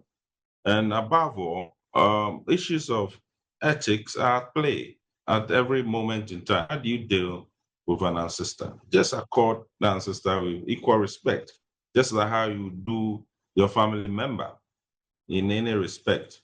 But I am also averse to this issue of allowing custodial countries to still hold on to remains that have been clearly identified as belonging to another country. Continuing to hold them means also perpetuating the violence on them. In that respect, it's still a continuous form of, perpetuating the violence of the ancestors. Allow them to go and have a rest. If you are keeping them for further study, even though you know where they came from, that is also a crime in itself. It's crime against humanity at that point. So the call for these ancestors to remain where they are without making conscious effort to reconnect them, calls a lot into question. But let's begin from where we know, the known, before we go into the unknown, and then we'll make progress. Thank you so much for clarifying once again. Sarah Fründt, please, I think you want to answer directly. I wanted to maybe bring something else as well to the discussion, and that is that it was already mentioned with the Tomb of the Unknown Soldier, but I do think it's worth looking at other solutions, like from completely different fields. And with the Tomb of the Unknown Soldier, I mean, we have in Germany, we have, if you want, we have two precedents that we can be looking at. And one is War Graves, so the German War Graves Commission, which looks after the dead of the First and Second World War. And back then, after the World War, there was a realization basically that there were so many fallen soldiers on European grounds that it was a gigantic hassle to identify all of them and bring them back to country. So basically, one of the decisions that was done among all the countries involved was that you go two ways, right? You try to identify as many people as possible and bring them back if countries wish for that. But at the same time, you also develop a structure that cares for the graves of the ones that cannot go back. And I do think that is an important precedent for this type of thing as well. And then we have a similar situation again with German concentration camps, prisoner of war camps, work camps, where a lot of people died, as I don't have to tell you, and a lot of these people and their remains are still on site. And these campsites also had to come up with a solution of how to care for the dead that cannot be identified. And some discussion has happened there, some solutions have been found there. So I don't think when we try to find a solution how to care for the unknown dead in Germany, it's a continuation of colonialism as such. I do think it's a way of trying to figure out how we as a country can deal with all the dead people we have in this place from so many different contexts. And I would see it in a continuation, of thinking about that. It's a completely new new point if you want, but I think it's interesting to think along those lines as well, because these are also initiatives that have been dealt with on a non-German level, right? On an international discussion level. Mm-hmm. Thank you so much for bringing in, and let's focus back on like approaches on really how to deal with even if no clear assignment is possible. So Rudo Sithole, if you just heard, Sarah Fründt's proposition, she already proposed in her impulse the concept of keeping place, resting place. Birgit Scheps-Bretschneider also mentioned. So what do you think from your perspective? How can these concepts such as keeping places or custody or memorial sites, how can they incorporate communities of origin, even if no clear assignment is possible? What would be your vision, given that we would have to kind of, have a place in Europe or in Germany? How would you or communities of origin kind of contribute to that? Yeah, thank you. Of course, we are dealing with a very difficult topic here. And of course, my first proposal also agreed with Sarah to have a place in Germany or in all these European countries where we can keep or memorialize those we cannot identify.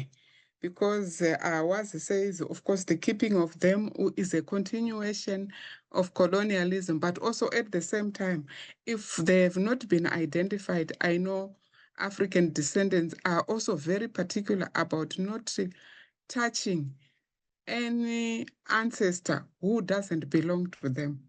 It's also kind of taboo in the African culture. So obviously, people are expecting to have their identified ancestors. So I'll go back to Wazi's point to say, if they can be identified in terms of the regions at least, then we should not put them in a central place in Europe, but we should distribute them in the continents of origin. I think that will be better for the descendants to say, at least these who are memorialized here, they came from West Africa. Even if our ancestor has not been individually identified, we are hopeful that they are among those. So they could still visit those places, at least on the continent. So I don't know, we don't have a lot of information as to how much of this information can be available for us to really propose concrete things as a way of going forward. But I also wanted to come back to the 54%. For me also, it's a very good area for us to start focusing on. For example, I would want to know, is it possible to actually share lists to say from Africa, from the 54% we have, from these African countries, we have so many and so many. So it will be up to the countries and the communities to say, do we want to go and negotiate or discuss for the repatriation of our ancestors? Of course, as has been said, I know in Africa, it's minority groups who don't want their dead ancestors repatriated. I know, for example, in the DRC, there are minority communities there who consider it a bad omen to bring back the remains of a person who died long back. So they would prefer not to have anything to do with those remains. But the majority of descendants in Africa, they would prefer to have their ancestors back, identified, and then they would do whether they agree on a national burial or on a family burial. So we still need to find ways to deal with that. Thank you. Thank you so much, Professor Apoh. Last chance. Is there any way a European keeping place of human remains would ever be acceptable from your perspective if we really make sure that we narrow it down to those impossible to identify? Okay, so when it comes to keeping places for the unknown ancestors, of course, once you don't know the ancestor, you don't know which part of the world they came from. So at that point, should you keep on holding on to them until when? Next century, another century, until you discover where they come from? These ancestors are tired from being manhandled, going through all these traumatic experiences. Please give them a resting place and take some of these proposals, and create these national or international memorials for them and keep them there. Don't take them back into those holding cells in the museums and keep subjecting them to all forms of inhuman treatments. That would be my take on it, but this is my personal opinion. But I think Sarah and Dara Fründt and Dr. Birgit Scheps-Bretschneider clearly agree with you on that. So let's talk about institutional responsibility, because I believe that is also something, given Germany's history, European history, what do you think? How do you think? And also given the fact that what it seems like to me, there's been a lot of informal structures, structures that, museum practitioners working on the issues, people that are very engaged in it. What do you think the federal state of Germany or even federal states could contribute now to this? And what is their responsibility in your opinion? Dr. Birgit Scheps-Bretschneider, maybe you want to start since you are fighting a little bit alone in your institution. So what kind of backup do you need? Yes, I think that's probably one of the main questions, how we can strengthen and make these processes more permanent. I think there should be more long-term projects that focus on special regional ancestral collections. And there should be a very early point to involve people from the communities or from the countries of origin, not only on an academic level, but in community level. With the projects we normally have, it's a very historical search for documentation. And at the end is a list of identified ancestors or a lot of not identified ancestors. And the question is, what is the next step afterwards? So at the end, from my experience, the museums try to find the partners in the country to go on. So as I mentioned, it was easy with Australia and New Zealand because there is a governmental body that helps us to find the appropriate partners in the community.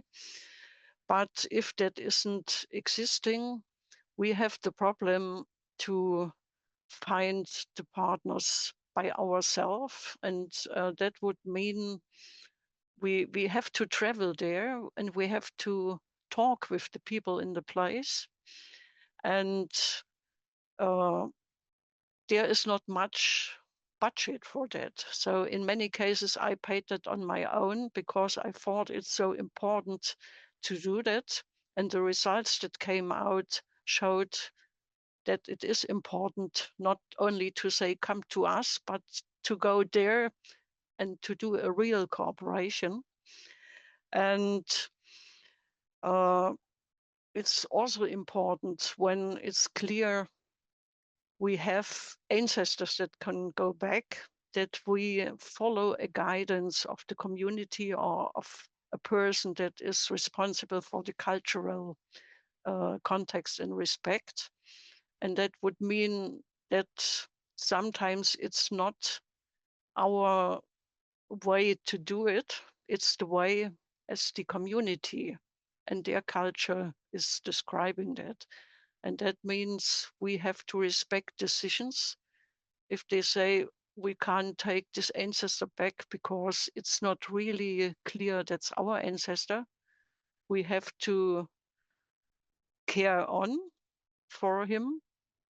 And at the other hand, we had cases where we could find solution in a discussion with each other, that a community takes some ancestors in care that might be from a neighboring area or neighboring group, but they themselves decided it's us, and that's why we give him a rest. And if it turns out that we can go clearer where the origin of this person was, then we can give it back. So we practice that with the Jaru people in Broome. And they will have a memorial place where those people that are not Jaru, but from the neighboring group, might find their rest. And the members of these groups, they can come from their side and might find out, that might be our ancestor. So that's a discussion on a local level then, and we can support it with all the information we can find in the historic files. But it needs time, it needs money, and it's not possible to do that in a term of a year. Or so it should be really long-term projects that cover this exchange. And it should cover as well the establishing of networks that are more fine than the network we have at the moment. So not only the academic level is there, it should be the community level involved as well, because this traditional knowledge and oral knowledge is a really, really important source if we don't have archival documentations. Thank you so much, and thank you for raising the typical question when it comes to political funding and structures, is that of sustainability. Sarah Fründt, you wanted to add? Yes, I wanted to add, and it was already mentioned a few times, and I do think that one of the largest issues we have at the moment is that there is no restitution fund. I mean, I can just put it out there. We, as the German Lost Art Foundation, we are allowed to fund provenance research, but only the research. The research can be done in dialogue and in cooperation with source communities, but it basically ends at the point, where you would get to the point of actually initiating a restitution. And I do think that's a huge problem. That's a huge problem in a lot of these cases. And Birgit is not the only curator I know who ships in with private money. This is actually quite common because people feel very responsible. And that leads me over to the question, of institutional responsibility. If individual curators feel so responsible for these collections and for engaging with communities and for bringing the dead home, why do institutions feel not the same responsibility? They should. And if we think about the fact that most institutions in Germany are public institutions, so they are run by the federal states or by the federal government, or so this leads over, to this type of responsibility that should be taken at higher political levels. And I completely agree with Birgit that short-term research projects don't really do the deal in a lot of these cases. They are initiating things, but they are never finishing things, so to speak. And this is why in my concept of the keeping place, I also had this mentioning of having this keeping place equipped with sufficient funds for all types of consultation visits that would be necessary, be they geared towards restitution or be they geared towards discussing what the right dealing with the dead might be or so. Yeah, but sadly in the current conditions, it's a huge desiderata that we can't really fill. Thank you so much for bringing that up, or for making clear how difficult it is. Rudo Sithole, from your perspective, what are your expectations, first of all, from German institution, German politics when it comes to this matter? Birgit Scheps-Bretschneider mentioned her going into private fundings. What are your experiences from communities of origin? What pockets do they reach to get into these type of processes?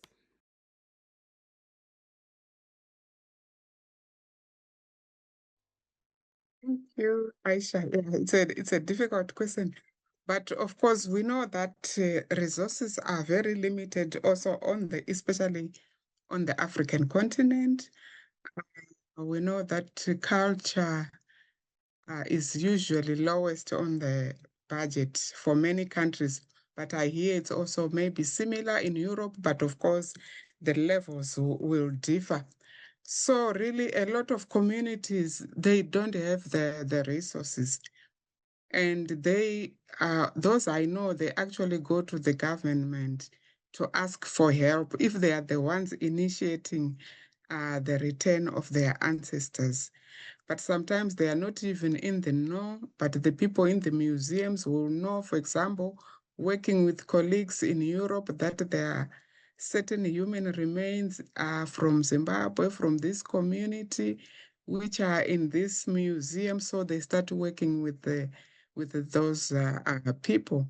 So sometimes funding comes from, funding agencies, but as we all know, funding from funding agencies is going down because of the macro political environment. So I think it's very difficult for communities, even for governments themselves, to fund this kind of work. Although they would want the ancestors returned to the countries, but they are limited in terms of resources.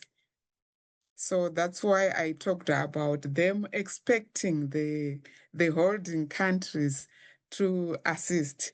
But of course, as Sarah has just said, their work is also funded by their governments and they have limited funding. The funding is specifically for research within the countries. So it looks like we are in a catch-22 on how to move forward. I didn't finish my presentation, of course, we always run short of time. My other suggestions were that we need to engage more in joint research, also, to remove the suspicions that maybe information is being hidden. People have talked, many publications have been made about provenance research, which never comes to an end. So if we really work together, of course, it cannot be everybody, but we start to formulate those model collaborations where we work together in terms of provenance research, and then go on to do model repatriations and find different ways of funding such ventures. Thank you. Thank you so much. Um, so, as the minute we say joint research, different institutions coming together, different people. I'm thinking of this Spider-Man meme where everyone is just pointing at each other. So once we doing things joint, the question of who's financing this joint, initiative raises immediately. And I would love to hear from Professor Apoh, who kind of also emphasized the past, that we're dealing with crimes, so when you hear the call for more joint researchers between, transnational, transatlantic, transcontinental, who do you think is responsible for, financing these kind of joint projects? Yeah, thank you. I think from this point that we are trying to forget about issues of reparations. And whenever it's clear that there has been violence or some vulnerable societies have been subjected to many years of extreme violence, genocide, exterminations, to the point where their ancestors have been taken away. And we are having this issue of not even accounting for them or even knowing that they are away in another person's holding room or cell or drawer. It calls a lot to question. And these issues of reparations must be fundamental in all restitution discussions, especially when it relates to how to repatriate ancestors back to recipient communities. Whose responsibility is it? It's part of the reparative justice for you to provide the funding to bring this person back. Seriously speaking, these ancestors did not go there willingly. They were taken there, so they must be given free transport to come back. Similarly, all these objects that were taken away from these various communities abroad did not go there on their own. They need to be given free transportation back. And the communities that have suffered the loss of not having their ancestors, the loss of not being connected with these cultural goods and cultural materials for so many years, are entitled to compensations and reparations. I'm happy that my president, President Mahama, is making an active call in the UN and is rallying support from other countries to support these reparative justice associated with enslavement and also colonization. So who is responsible for return? The custodial institution, the holding institution must pay for everything. And more importantly, the knowledge about the of where the ancestors are located. A lot of communities in Ghana, if I may speak about Ghana, are not aware that their ancestral remains are in any holding places in Europe. They are not aware until they are told that, yeah, this is the case. Some historical ones that are still in the oral accounts of the people where they were violently yanked from the community or from their cemeteries. Those are known in the oral accounts of people. But those that are not registered in the oral accounts of people, especially those that were disappeared in the middle of the night, or victims of war, or stolen people, those are difficult to be remembered in the community. So when they are made aware that there is this ancestor with this label belonging to the community, that is where the chiefs and elders become more responsible. They may receive and then do their burial and their rituals and stuff like that. They may not ask for funding, but in return, the repatriation must be fully funded for that reparative justice to be met. Some communities too, remember, during the colonial period, some communities were very independent. They were not under any nation state. But after colonization, these communities were brought under a nation state, and today they are part of countries. So their responsibility now is not based on them to pay, it's based on the country to also offer them some assistance. So is the national government prepared to use part of its budget to support returns?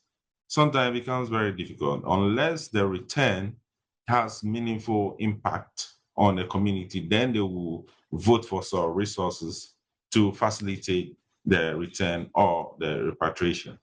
And some communities are also unwilling to accept human remains, especially Islamic communities, Yes. where, according to their custom, somebody dies today, must be buried today, at most tomorrow. And they don't really facilitate various encounters with the dead. So if you go to that community that, oh, can we, repatriate an ancestor to you, even though it has this label, Yes. they will not show the enthusiasm that, you find in other places. So in this respect, it's the national government that has to claim and provide a national monument to this effect. Some communities too, before the European missionaries came, were indigenous worshippers. But after encounter with missionaries, they became Christians. Today, the fundamental Christians do not have anything to do with so-called deities. They don't have anything to do with so-called ancestors. They are more or less not needed in their religious dispensation. So a hardcore community will not even support the return. Yes. So that is where the national government becomes more responsible in receiving on behalf of those communities. So there are many levels of responsibility that we need to be attuned. Thank you so much. Thank you so much, Professor Apoh, for giving us these points. And I can really connect to this, as I mentioned before, this unawareness that, human remains even exist for a majority of people in the world. So that is definitely awareness to be raised on the issue. And I would love to just, first of all, thank you, dear panelists, as I will now move into the Q&A section, because I believe we've reached many questions, reached us. So I will try my best, and thank you for the clustering team that kind of tried to make sense of this. And I want to say that I think this discussion really showed that this is only a beginning of a much necessary dialogue. I don't think we can today clear up all the questions and all the perspectives. I think, yes, thank you so much for the content, for just opening up. And I think many more events, many more dialogues and discussions have to follow. With that being clear, we can just give impulses today and kind of, leave the session with probably more ideas and more questions. Let's go. The team try to cluster some of the question. So I think we talked about methods of unprovenance, or unknown provenance, but someone was asking if there are any alternatives to, let's say, scientific research. A suggestion from the people of Agotime in Togo is, for example, using oracles for identifying human body parts in cases where DNA testing cannot determine. Are there any alternatives that you know of, that you work with? Yes, just to pass on that question. Thank you. Is there anyone who wants to say something about alternative concepts of research? Yes, Rudo Sithole, thank you. Yes, thank you. Yeah, there are other methods which are not very traditional, but I think in a lot of cases they leave a lot of unanswered questions. I think we know a recent case of Madagascar where a recent repatriation, I think 3 skulls were repatriated, and one of them was said to belong to one of their kings. And you can find it on the net. They said identification, especially of the king, was done by the Pope from the country, and they used, what can I say? They used ancestral spirits kind of thing, where they say the spirits, they come upon them and then they can tell them, this is your ancestor. So yeah, it was very interesting, but of course people raised a lot of questions, and I don't know how accurate it is. I've also heard some descendants saying, if you take us to the museums, we'll be able to identify where our ancestors are. But I don't know how accurate those methods could be. Thank you so much. Thank you also for the question. I believe there were more questions, or let's say it's more a statement, I believe, on the topic of humanization and decision on how to proceed. But maybe there's a thought that we can discuss. Who makes these decisions?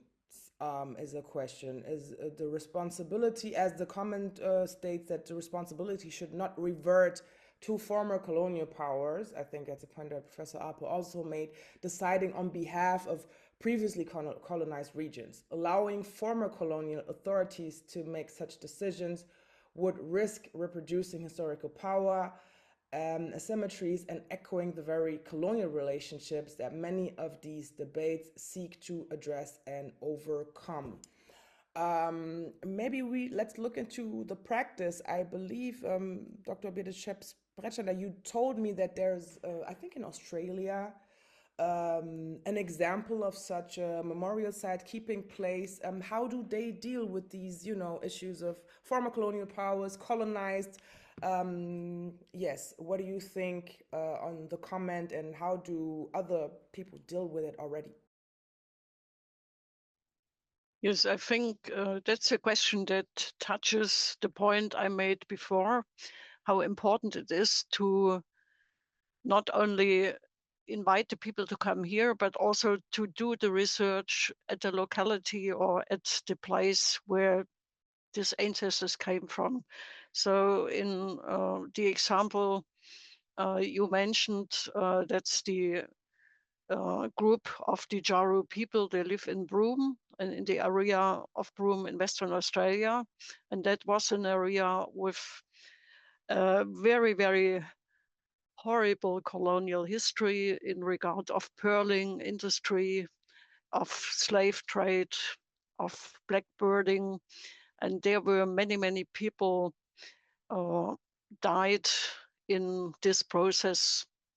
And their remains were sold to the whole of Europe by professional traders. When we started to look at this ancestors, so Sarah was involved in that project. That was one of our first large repatriation projects.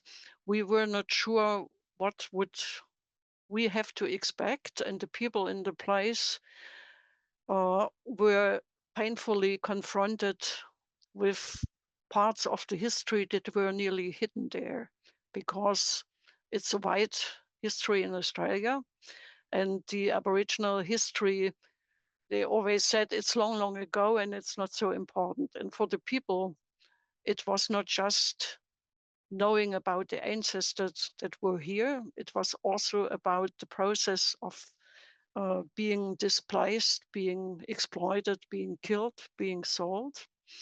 And that all together made the community to do the decision, we take them back. And we probably take back those who are not really our tribe, but the story, how these remains came to the museum, indicates they belong to our area or to larger area. And that's why we will have this memorial place that is still in construction now. And we will give them a place there to rest until we properly find out more detailed origin. And I think it was a very important process, because it was not only discussing these ancestors and their history and their biography and their fate, but the cities, the people in the city of Broome were confronted with their own historical perspective to this pearling, to this treatment of Aboriginal people. And at the end, the question was, how should this repatriation be? The Australian government funded one member of the community, but to do it in a proper way, you need at least men and women, because the ancestors were men and women, and you need to do the right ceremonies to get back the bones and the soul and the spirit. That means people that are initiated into the ceremonies have to come, and they have to sing back the souls into the bones, and then they can take back the whole person back to the country. And that was a very big issue, how we couldn't pay. So the people decided in the city to collect the money to make it possible that the delegation could come. And that was the beginning of a process of talking about history at the place, of honoring the ancestors. And I think that is what restitution and repatriation really is, to bring back these local stories, to bring back our stories, to connect them, because colonialism is a global phenomenon. And we have to deal with it on a local base, on a German base, and a global base. And decisions should be guided from thoughts like that. And that's why it's important to work together, not only with a computer chat or correspondence, but we must go there and we must answer questions. So in Broome, I had to give the report Sarah did do, about all the injuries. We had the coroner judging that. Thank you so much. And the elders did want to hear it because they said, we can explain it to our children, and we can make these ancestors in a way, we can put them back into our society as well. And that is a part of our history that was empty. And now we can fill it. And I think that's it. Yeah.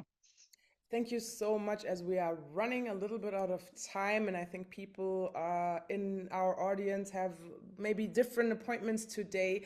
I would just love to take this statement as a little bit of the closing statement for our panel. And I think a lot of questions and commentaries that came up are questions and topics that the contact point itself will probably, work on. And that's why I think it is a great opportunity for us to hear directly from Maria Perez Ramirez. So first of all, thank you so much to our panelists for this discussion that can only give a few highlights on such a, complex topic that we will, I think, need many more joint discussions to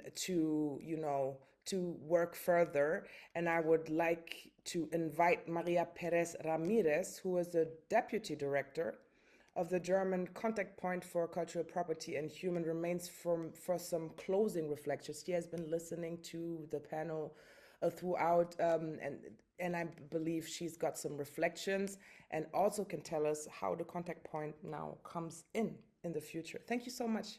Thank you very much, Aisha, and to all the panelists. As we bring this very interesting discussion on the topic of between research, responsibility, and remembrance to a close, I want to first extend my deepest gratitude to our moderator, Aisha Kamara, for so skillfully and sensitively guiding us through this complex topic and waters. My profound thanks go to our four experts as well: Dr. Rudo Sithole, Sarah Fründt, Dr. Birgit Scheps-Bretschneider, and Professor Wazi Apoh. You have provided us with much more than academic insight. You have offered a vision for how we might transform historical loss and trauma into a future defined by mutual respect, accountability, collaboration, and also healing, which is a word that I heard a lot during today's discussion. Before I summarize our path forward, I must take a moment to express my sincere thanks to our team, to my team, at the German Contact Point for Cultural Property and Human Remains from Colonial Contexts. Specifically, I want to thank Leandra Vitagua, the coordinator of the Contact Point, Laura Brandt, our coordinator for this project, Anna Marawani, our project assistant. I must say that an event of this scale and sensitivity does not happen by accident. It's the result of a long preparation, a lot of internal discussions within the team. It's the result of also of tireless dedication, careful planning, and a commitment to create a space where these difficult conversations can happen safely and productively. Today's discussion centers a lot on the reality that we are facing, especially since we published this report back in 2023. And it is the fact that nearly 46% of the human remains that were recorded in this survey currently in the collections that participated in this survey currently lack a clear geographical origin. Dr. Rudo Sithole opened our perspectives by reminding us that for communities of origin, these are not remains or objects of unknown provenance. These are, in some cases, also leaders and ancestors who often paid the ultimate price for resisting colonial rule. She also emphasized that colonialism resulted in a profound loss of leadership and dignity, and that families can only truly find peace and healing when they are able to bury and to bury their ancestors and to know where they are. Dr. Sithole challenged us to look beyond the German context and recognize this as a broader European and also a transatlantic channel. Challenge. Sorry, I think this topic was also discussed by all of you. And she also called for the building of ethical partnerships rooted in mutual respect, where every available piece of information is used to find a way forward. Most importantly, she proposed the development of common storage facilities, open accessible spaces created with or in cooperation with the communities that bring everyone together and ensure that no one is left behind within the framework of, for example, researching provenance research to know where their ancestors come from. Sarah Fründt and Dr. Birgit Scheps-Bretschneider further challenge us to rethink the very spaces where these ancestors currently reside. They mention we must move away from viewing these sites as technical depots and instead envision them as ethical resting places. That was a proposal, a concrete proposal that was mentioned today. They explore the concept of central keeping place. Dr.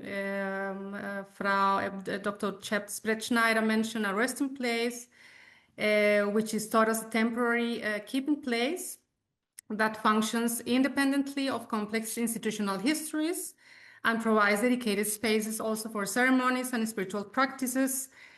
From a museum perspective, this requires, within the meantime, for us to implement new standards for the respectful care, such as restricted areas, restricted access, and the protection of sensitive documentation, as seen in models, for example, in the USA and in New Zealand.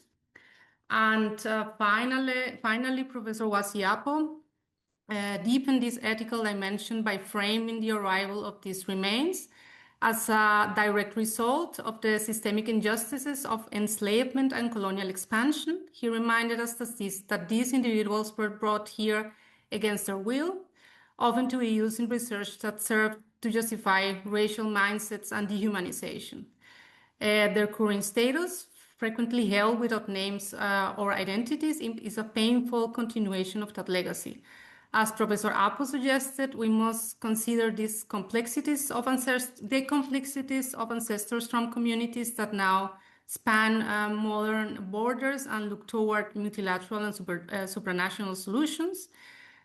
This is a challenge which we face also at the contact point when we receive, for example, requests from communities that are found across current state borders. The solutions that Professor Apoh suggested include exploring whether independent international bodies such as independent or European transnational international bodies such as the UN or regional organizations like the European Union or ECOWAS should play a role in creating a memorial place that moves these individuals into a space of collective care, separate from the institutions that originally collected them and used them for their research.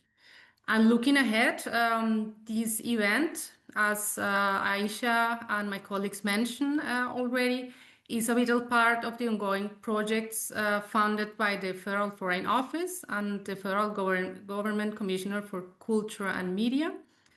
As was already mentioned by Dr. Cristina Regos, the joint guidelines agreed upon in October 2025 now provide a clear roadmap for public institutions in Germany to increase transparency and deepen communication with communities and societies of origin.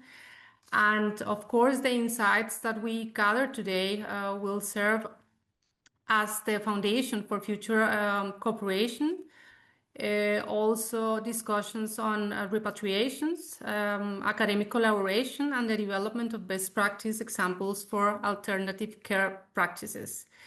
There was a question that was also posed during the discussion and that I think or I find very relevant, and it is, and that we will also have to address during this project, is how can we strengthen these processes and make them long-term and sustainable process. And the question or the topic or the issue that this is also, of course, a matter of time and resources that are made available not only for provenance research, but to support the processes related to dealing with human remains of unknown provenance or of human remains that are to be repatriated to their communities and societies of origin. That, to close up content-wise, even though I'm not making justice to everything that was said today, and I'm really sorry that I have to wrap it up so quickly.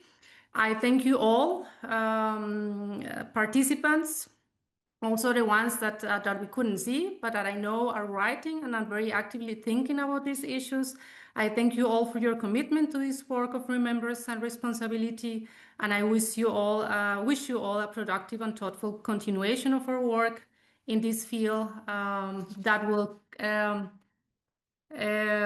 accompany us for many, many years. Thank you very much. Thank you so much, Maria, for the closing remarks, very concentrated. And thank you again also to all our speakers for their openness, for your clarity, for your commitment. Please make sure you copy the link and participate the survey. I've been told it only takes a few minutes, so maybe you just want to do it right away because I know how it is. And yes, I will also thank the team of the German Contact Point, the Cultural Foundation of the German Federal States for organizing this important event. And finally, thank you for everyone in the audience, for your engagement, for your questions, for your willingness to stay with a topic that is not simple. And I think conversations like this do not end with the Zoom session closing. They continue in institutions and research, in policy, and in relationships. So thank you for being a part of this dialogue today.